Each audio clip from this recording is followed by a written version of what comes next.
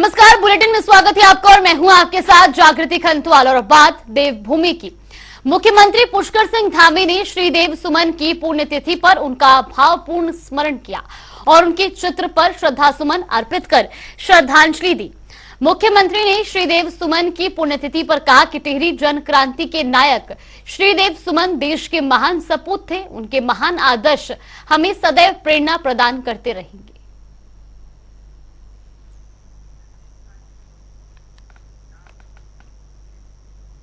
और रुक करेंगे बड़ी खबर की ओर। बड़ी खबर आपको बता दें, इस वक्त की बड़ी और अहम जानकारी।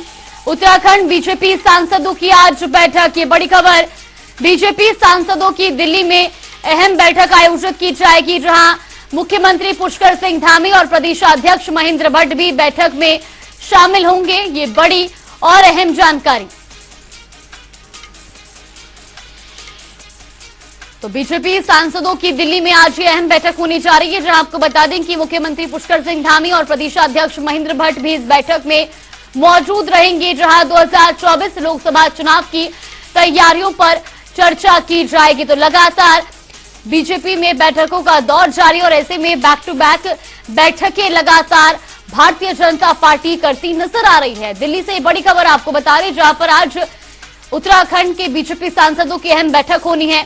तो वहीं आपको बता दें कि इस बैठक में मुख्यमंत्री पुष्कर सिंह धामी और प्रदेशाध्यक्ष भी मौजूद रहेंगे, जहां पर 2024 लोकसभा चुनाव को लेकर चर्चा की जाएगी। वैसी खबर पर ज्यादा जानकारी के लिए हमारे सहयोगी स्पर्श शर्मा हमारे साथ जुड़ गए। स्पर्श, सबसे पहले आपसे जानना चाहेंगे, आज उत्तराखंड बीजेपी सांसदों की अहम बैठक होनी है, किस वक्त ये बैठक शुरू होगी, क्या कुछ जानकारी मिल रही है?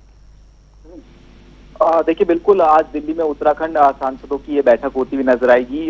काफी महत्वपूर्ण बैठक है। लोकसभा चुनाव के लिहाज से जिस तरीके से भारतीय जनता पार्टी लगातार तैयारी करती हुई नजर आ रही है और मिशन रिपीट कहीं ना कहीं होता हुआ नजर आए, इसी के संदर्भ में ये बैठक जो है बुलाई गई है। तमाम जो लोकसभा के सांसद हैं वो या फिर राज्यसभा सांसद की बात की जाए, वो इस बैठक में देखने को मिलते हुए नजर आएंगे। खुद उत्तराखंड के मुख्यमंत्री पुष्कर सिंह धामी दिल्ली जो है दौरे पर यहाँ पर पहुंचे हुए हैं। उसके अलावा प्रदेश अध्यक्ष की बात की जाए, संगठन मंत्री की बात की जाए, ये तमाम लोग जो है आज यहाँ पर शिरकत करते हुए नजर आएंगे और कई महत्वपूर्ण एजेंडे यानी रणनीति किस तरीके से बनाई जाए, क्या कुछ रणनीति के तहत चुनाव में उतरा जाए, उसको लेकर चर्चा सीधे तौर पर होती हुई नजर आएगी। जी बिल्कुल स्पर्श, यानी कि जिस तरीके से 2 बार से लगातार भारतीय जनता पार्टी लोकसभा की 5 सीटों पर उत्तराखंड में कब्जा करती नजर आती है और अब दोबारा से एक बार फिर से तैयारियों में जुट चुके कि कैसे इस मिशन को जो है वो रिपीट किया जाए और साथ ही साथ जो लूप होल्स हैं उन पर काम करने की जरूरत है, उन पर भी तैयारी अब शुरू हो चुकी है।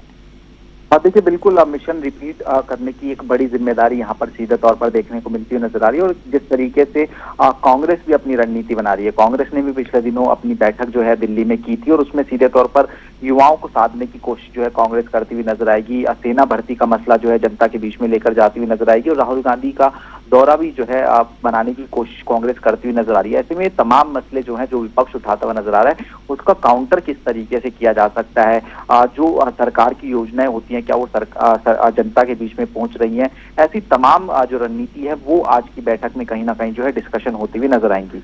जी बिल्कुल, बहुत बहुत धन्यवाद स्पर्श आपका हमारे साथ जुड़ने के लिए और तमाम जानकारी हम तक पहुंचाने के लिए। तो वहीं मुख्यमंत्री पुष्कर सिंह धामी ने केंद्रीय पंचायती राज और ग्रामीण विकास मंत्री श्री गिरिराज सिंह से मुलाकात की, जिस पर सीएम धामी ने ट्वीट कर जानकारी भी दी।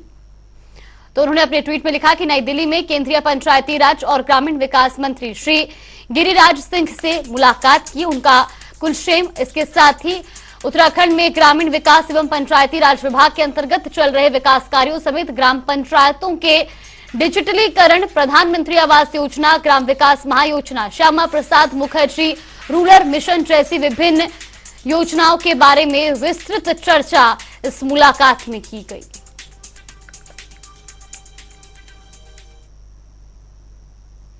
देहरादून में फोन पर बातचीत का वीडियो सोशल मीडिया पर वायरल करने के मुद्दे को लेकर शहरी विकास मंत्री प्रेमचंद अग्रवाल ने पूर्व कैबिनेट मंत्री और कांग्रेस नेता हरक सिंह रावत पर सवाल उठाए हैं। तो वहीं देहरादून में मीडिया से बातचीत के दौरान प्रेमचंद अग्रवाल ने कहा कि हरक ने मेरे साथ हुई बातचीत का वीडियो बनाकर मेरे साथ विश्वासघात किया है। एक वरिष्ठ नेता को इस प्रकार किसी मंत्री से बातचीत का वीडियो वायरल करना शोभा नहीं देता। आपको बता दें कि सोशल मीडिया पर कांग्रेस नेता हरक सिंह रावत का एक वीडियो वायरल हो रहा है। वीडियो में दिख रहा है कि हरक सिंह कार में कहीं जा रहे हैं और इसी दौरान वो फोन पर मंत्री प्रेमचंद अग्रवाल से बात करते नजर आ रहे हैं। अजीब सा व्यवहार माननीय हरक सिंह रावत जी के द्वारा किया गया। हरक सिंह रावत जी हमारे उत्तराखंड के बहुत वरिष्ठ नेता हैं, अनेकों बार मंत्री रहे हैं, नेता प्रतिपक्ष रहे हैं। जब उनका एक फोन मेरे पास आता है और जिस विश्वास के साथ मैंने उनकी बातों का जवाब दिया, और मुझे दुख के साथ कहना पड़ रहा है कि एक मंत्री के साथ उनकी वार्तालाप को उन्होंने रिकॉर्ड भी किया और उसकी वीडियो बनाई और जिसको अपलोड करके पूरे लोगों में प्रसारित किया। ये एक विश्वास खत्म करने वाला कदम मैं कह सकता हूं उनके द्वारा। नैनीताल जिले की प्रभारी मंत्री रेखा आर्य ने रामनगर में बारिश से हुए जलभराव क्षेत्र का निरीक्षण किया। इस दौरान उन्होंने संबंधित अधिकारियों को जलभराव रोकने के निदान के निर्देश दिए। उन्होंने कहा कि सरकार कोशिश कर रही है कि 2024 से पहले इस तरह की समस्याओं का निदान कर लिया जाए, जिससे भविष्य में लोगों को दिक्कतों का सामना न करना पड़े।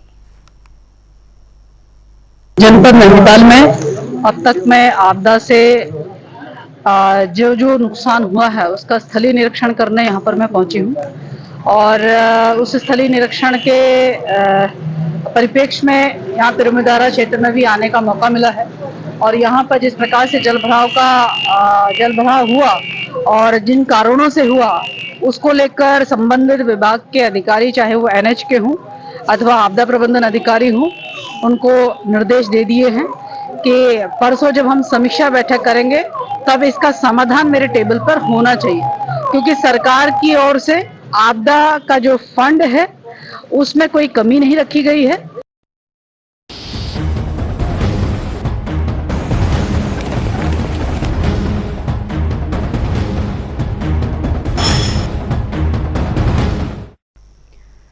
उत्तराखंड में मौसम विभाग ने भारी बारिश की चेतावनी दी है।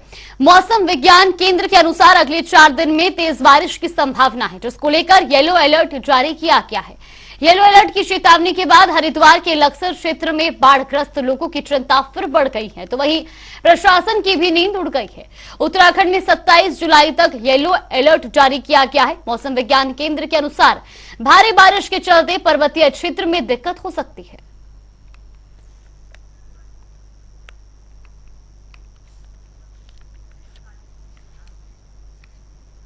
और रुक करेंगे बड़ी खबर की ओर। बड़ी खबर आपको बता दें, देहरादून से बड़ी और अहम जानकारी। उत्तराखंड में बारिश से जगह जगह लैंडस्लाइड हुआ है। आपको बता दें कि यमुनोत्री हाईवे समेत प्रदेश भर में 337 सड़कें बंद पड़ी और ऐसे में पिथौरागढ़ जिले के दोबाट में भी भारी भूस्खलन हुआ है। चीन सीमा को जोड़ने वाली लिपुलेख सड़क बंद हुई है। प्रदेश में 4 नेशनल हाईवे, 23 स्टेट हाईवे बंद है और ऐसे में 117 PMGSY की भी सड़कें बंद हैं। तो लगातार बारिश का कहर उत्तराखंड में जारी है। एक तरफ जहां लगातार हो रही बारिश के चलते कई इलाकों में बाढ़ जैसे हालात बने हुए हैं, तो कई सड़कें भी इस दौरान अवरुद्ध हो चुकी हैं। आपको बता दें कि यमुनोत्री हाईवे समेत 337 सड़कें फिलहाल बंद है। पिथौरागढ़ जिले के दोबाट में भी भारी भूस्खलन हुआ है। चीन सीमा को जोड़ने वाली लिपुलेख सड़क बंद पड़ी है और ऐसे में प्रदेश में 4 नेशनल हाईवे और 23 स्टेट हाईवे भी बंद हैं। तो इसी खबर पर ज्यादा जानकारी के लिए हमारे सहयोगी नवीन शुक्ला हमारे साथ जुड़ गए। नवीन, सबसे पहले आपसे जानना चाहेंगे, लगातार बारिश का कहर प्रदेश में देखने को मिल रहा है, कई सड़कें अवरुद्ध हुई हैं, फिलहाल मौजूदा स्थिति क्या है? जी डॉक्टर, निश्चित तौर पर उत्तराखंड में लगातार बारिश हो रही है, जिसकी वजह से तमाम जो सड़कें हैं, करीब 337 सड़कें वो बंद हुई हैं। हालांकि अगर बात की जाए तो शासन और प्रशासन ने इस मामले को लेकर लगातार गंभीरता बनाए हुई है। जो सड़कें बंद है उन पे मार्ग खोलने का काम भी किया जा रहा है, किसी की व्यवस्था की गई है। कहीं ना कहीं मौसम के मिजाज बदलने से उत्तराखंड में बारिश के हालात हो रखे हैं। जो पहाड़ी क्षेत्र है वहां पर लगातार बारिश हो रही है और कहीं ना कहीं आम जीवन की जो है वह अस्त व्यस्त हो रहा है, क्योंकि पहाड़ में बारिश होने की वजह से जो है मार्ग अवरुद्ध है, कई गाँव का जो है संपर्क भी टूटा हुआ है। लेकिन अगर प्रशासन की बात की जाए तो प्रशासन लगातार मार्ग खोलने का काम कर रहा है तमाम सारी व्यवस्थाएं की गई है कि जो कनेक्टिविटी है उसे तुरंत जोड़ा जाए। तो प्रशासन लगातार लगा हुआ है। इसके साथ ही अगर मौसम विभाग की बात करें, मौसम विभाग अपनी एडवाइजरी भी समय जारी करता रहता है। मौसम विभाग ने फिर जो पहाड़ी क्षेत्र में भारी बारिश की संभावना जताई है। इसके साथ ही मौसम विभाग ने अपील भी की है कि जो लोग कहीं यात्रा कर रहे हैं वह मौसम का मिजाज देखते हुए यात्रा करें। अगर जरूरी ना हो तो वह यात्रा से बचने की कोशिश करें।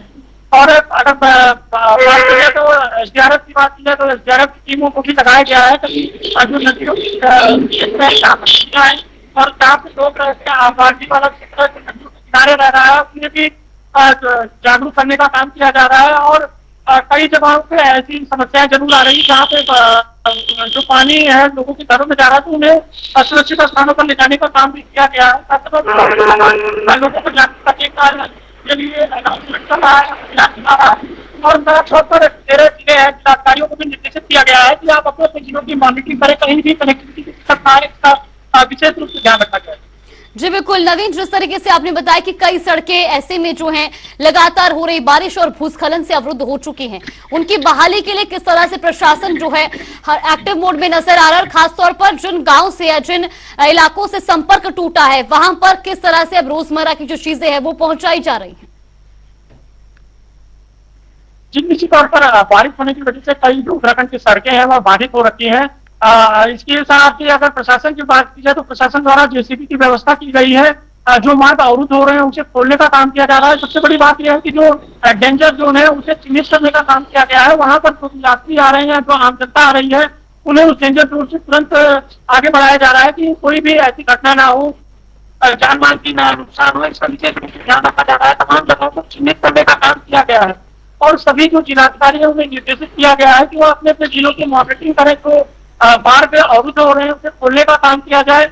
इसके साथ ही मार्ग सुचारू रहेगा तो कहीं ना कहीं संचार व्यवस्था दुरुस्त रहेगी, लोगों को अपनी रोजमर्रा की जिंदगी है, खाने पीने के सामान आराम से मिल पाएंगे। तो सबसे बड़ी बात यह है कि प्रशासन द्वारा सुनिश्चित किया गया है कि जो रोड कनेक्टिविटी है वो कहीं भी बाधित ना होने पाए। अगर कहीं मलबा आ रहा है तो उसे खोलने का काम किया जाए। जी बिल्कुल, बहुत बहुत धन्यवाद नवीन आपको हमारे साथ जुड़ने के लिए और तमाम जानकारी हम तक पहुंचाने के लिए। खबरों में आगे बढ़ेंगे जहां पहाड़ों पर हो रही बरसात के कारण उत्तराखंड के हरिद्वार में गंगा का जलस्तर बढ़ गया है। बता दें कि गंगा का जलस्तर अब 293.25 मीटर पहुंच गया है और सिंचाई विभाग के एसडीओ शिव कुमार कौशिक ने जानकारी देते हुए बताया कि गंगा के जलस्तर में बढ़ोतरी से निचले इलाके में प्रभाव पड़ेगा। तो वहीं गंगा के जलस्तर में आए दिन इस तरह के उफान के बाद प्रशासन ने अलर्ट जारी कर दिया है।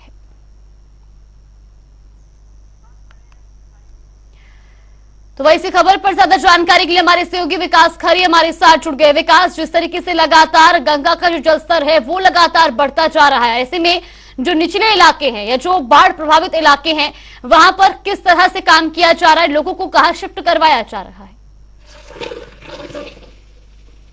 देखिए, बात बताना चाहूंगा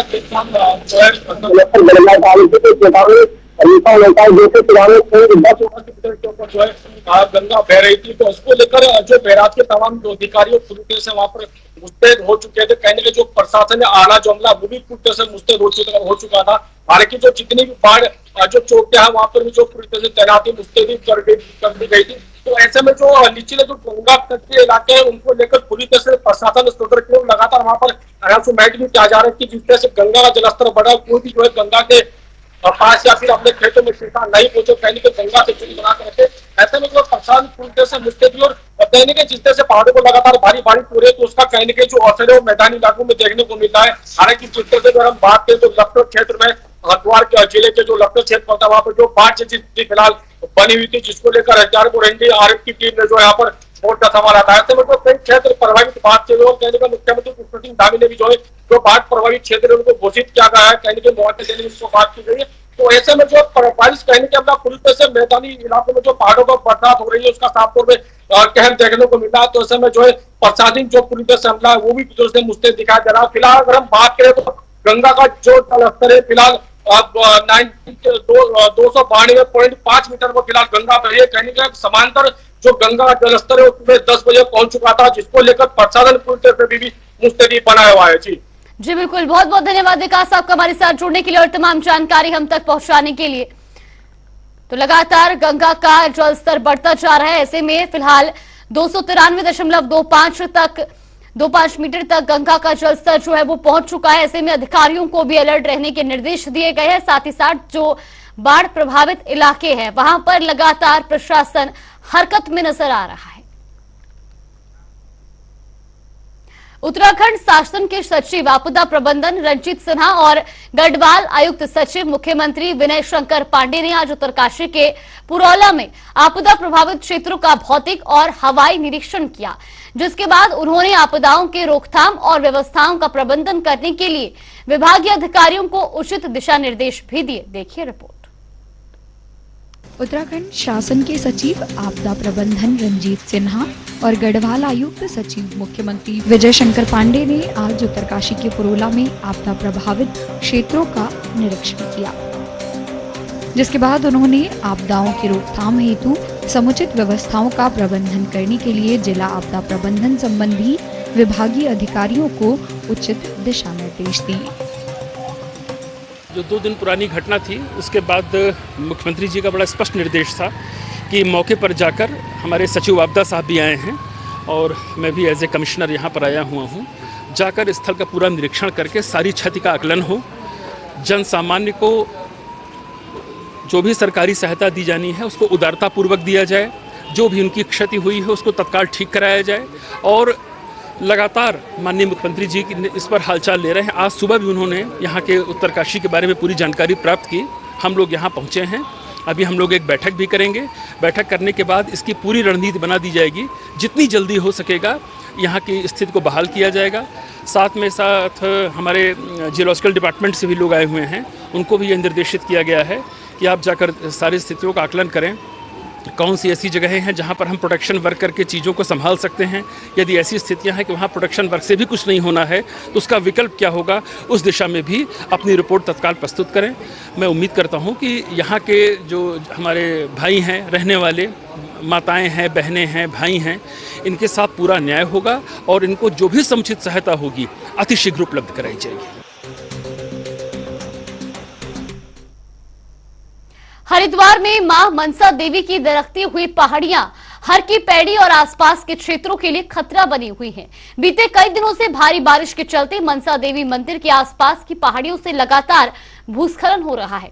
हाल ही में आपदा की मीटिंग के दौरान मुख्यमंत्री ने मनसा देवी पहाड़ी के GIS सर्वे के निर्देश दिए, जिसके बाद से प्रशासन ने कवायद शुरू कर दी है। देखिए रिपोर्ट।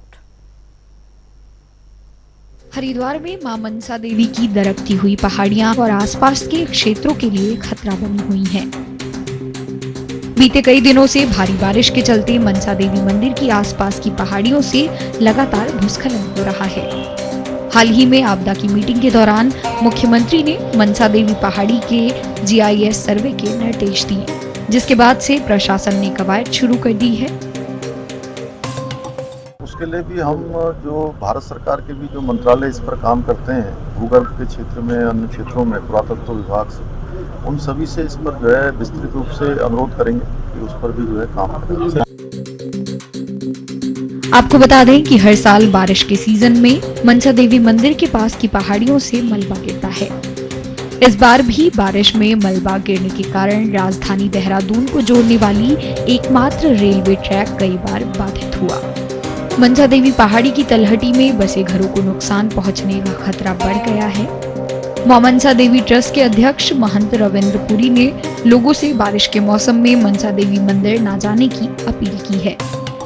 देखिए, जरूरी बहुत है कि नहीं तो आने वाले समय में क्या होगा, ये मनसा देवी हमारी सीधा हर की पौड़ी पे पहुंच जाएगी। इसलिए ट्रीटमेंट होना बहुत जरूरी है, नहीं तो आगे चल के दिक्कत आ जाएगी। अभी भी आपने देखा होगा रोड टूट गया है, पत्थर आए हुए हैं, तो उस समय मैंने अपील की थी लोगों से भी फिलहाल आप मनसा देवी मत जाइए, नीचे ही से आप जो है हाथ जोड़ के माँ भगवती को नमन कीजिए, प्रणाम कीजिए।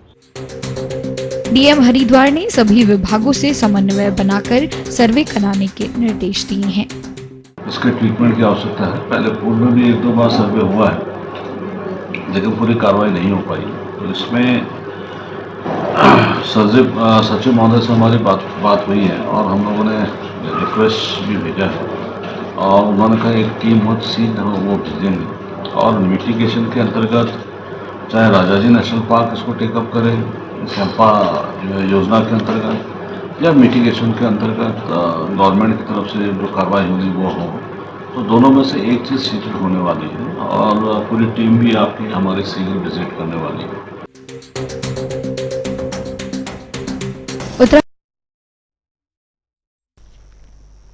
चलिए बुलेटिन में फिलहाल के लिए बस इतना ही। यहाँ पे रुकते एक छोटे से ब्रेक के लिए।